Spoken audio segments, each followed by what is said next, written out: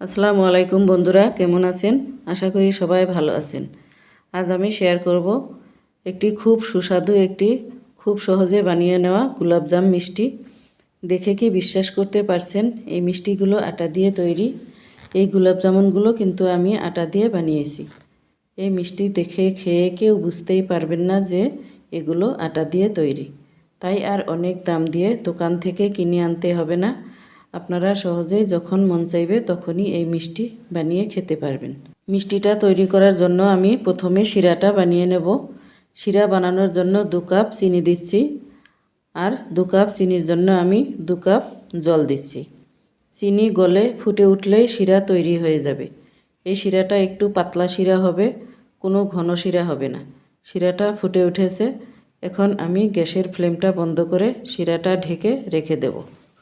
এবার আমি মিষ্টি বানানোর জন্য একটি বাটি নিয়েছি। বাটির মধ্যে দিয়ে দিব 1/2 কাপ আটা। এবার দিয়ে দিচ্ছি 1/2 কাপ গুঁড়ো দুধ। এবার দিয়ে দিব একটুখানি এলাচ গুঁড়ো। এলাচ গুঁড়োটা কিন্তু আটার মধ্যে দিতে হবে, তাহলে মিষ্টিটা খেতে ভালো হবে। এবার দিয়ে দেব বেকিং সোডা। চিমটিতে ঠিক যতটুকু উঠে ঠিক ততটুকুই দেব। আমি যতটা বেকিং সোডা দেব চামচে নিয়ে মেপে দেখাচ্ছি। আমি 1 চিমটির একটু বেশি বেকিং সোডা দেব, যেহেতু আমি আটা দিয়ে মিষ্টি তৈরি করছি। এবার শুকনো উপকরণগুলোকে খুব ভালো করে মিশিয়ে নেব। একটু সময় নিয়ে ভালো করে মিশিয়ে নিতে হবে। আর আটা দিয়ে যখন মিষ্টি বানাবেন, এলাচ গুঁড়ো কিন্তু আটার মধ্যেই ভালোভাবে মিশিয়ে দেবেন। শিরার মধ্যে দেবেন না, কারণ আটার একটা গন্ধ থাকে। শিরার মধ্যে এলাচ দিলে আটার গন্ধটা কিন্তু থেকে যেতে পারে। এবার দিয়ে দিচ্ছি 1/2 টেবিল চামচ ঘি। আপনাদের কাছে যদি ঘি না থাকে, তেল বা ডালডা ব্যবহার করতে পারেন। মিষ্টির মধ্যে তেল ব্যবহার না করাই ভালো।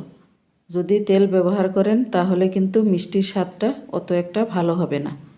আর হাত দিয়ে ঘির সাথে শুকনো উপকরণগুলো ভালো করে ডলে ডলে মিশিয়ে নিতে হবে। এভাবে ডলে ডলে মেশালে আটাগুলো দানা দানা হবে, আর মিষ্টিগুলো খেতে অনেক টেস্টি হবে।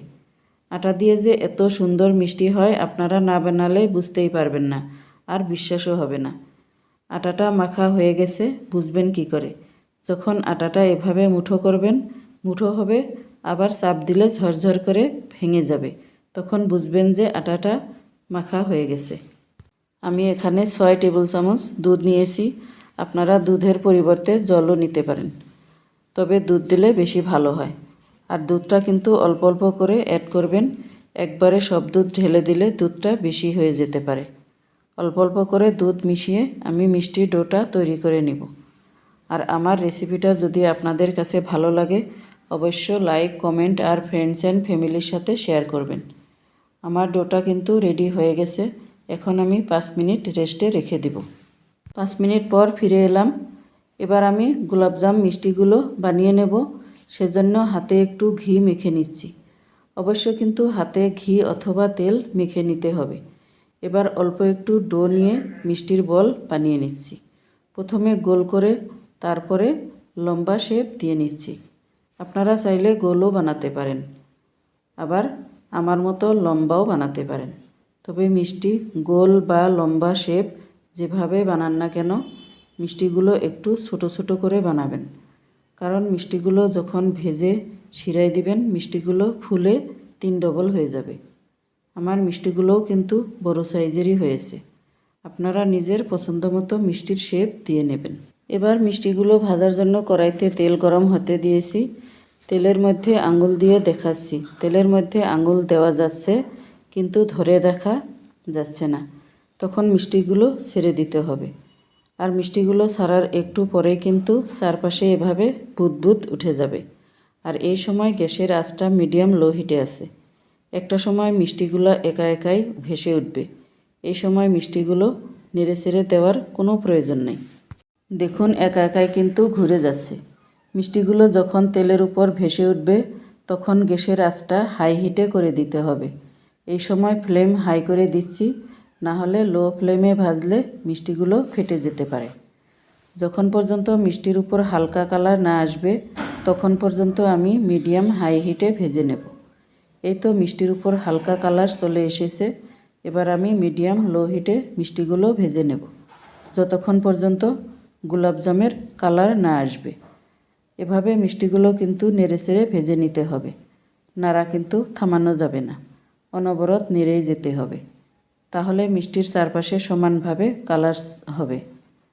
গোলাপজামুন মিষ্টির পারফেক্ট কালার চলে এসেছে। এবার মিষ্টিগুলো আমি তুলে নিচ্ছি। আর মিষ্টিগুলো তোলার আগে গ্যাসের ফ্লেমটা হাই করে দিয়েছি। শিরাটা যেহেতু আগে বানিয়েছি, শিরাটা ঠান্ডা হয়ে গেছে। শিরাটা ফুটে উঠলেই আমি মিষ্টিগুলো দিয়ে দিব। আর মিষ্টিগুলো শিরার মধ্যে দেওয়ার আগে এভাবে হাতের মধ্যে নিয়ে দেখবেন সহ্য হয় কিনা। যখন গরমটা হাতে সহ্য হবে তখন বুঝবেন মিষ্টিগুলো শিরায় দিতে হবে। তারপর ঢাকা দিয়ে 5 মিনিট লো হিটে জাল করে নেব। জাল করে নেওয়ার পর গ্যাসের ফ্লেম অফ করে 2 ঘন্টার জন্য রেখে দেব। 2 ঘন্টা পর কিন্তু মিষ্টিগুলো খাওয়ার জন্য রেডি হয়ে যাবে। ভিডিওটা ভালো লেগে থাকলে একটা লাইক দিয়ে চ্যানেলটা সাবস্ক্রাইব করে পাশে থাকবেন। দেখা হবে অন্য এক রেসিপিতে। ভালো থাকুন, সুস্থ থাকুন। আল্লাহ হাফিজ।